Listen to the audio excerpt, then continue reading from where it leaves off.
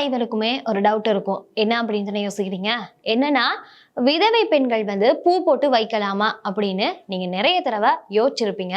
ஆனா அதற்கான விடை விதவைகள் எப்போதுமே பூ போட்டு வைத்து தன்னை அலங்காரப்படுத்திக் கொள்ளக்கூடாது அப்படிங்கறத தான் நீங்க கேள்விப்பட்டிருப்பீங்க.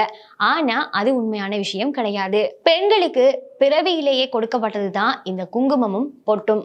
அதே மாதிரி திருமணத்திற்கு பிறகு கணவர் சம்டைம்ல இறந்துட்டாரு அப்படின்னு வைத்துக் கொள்வோமே, அப்படி இறக்கும் போது எந்த ஒரு சாஸ்திரமும் அவங்க பூ போட்டு வைக்க கூடாது அப்படிங்கறத சொல்லல.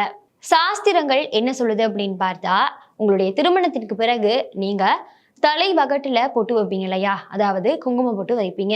அதே மாதிரி தாலியும் கட்டியிருப்பீங்க.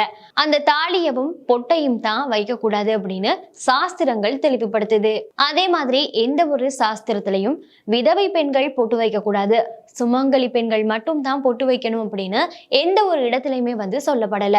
இது மட்டும் இல்லாம சாஸ்திரங்கள் இன்னொரு விஷயத்தையும் சொல்லுது. என்னன்னா, விதவைகள் பொட்டு வைக்க கூடாது அப்படிங்கிறது அவங்க தாலியில வைப்பாங்க இல்லையா அந்த குங்கும பொட்டு, அதையும் அவங்களுடைய தலைவகட்டிலையும் வைப்பாங்க இல்லையா பொட்டு, அதையும் மட்டும்தான் இந்த சாஸ்திரங்கள் விதவைகளாக இருக்கக்கூடியவங்க வைக்க வேண்டாம் அப்படின்னு சொல்லுதே தவிர்த்து அவங்களுடைய பூவும் பொட்டும் அவங்க காலகாலத்துக்கும் வைத்துக் கொள்ளலாம் அப்படிங்கிறத தெளிவுபடுத்துது. இந்த பதிவை பத்தி நீங்க என்ன ஃபீல் பண்றீங்கிறத மறந்துடாம கமெண்ட் பாக்ஸ்ல பின் பண்ணுங்க.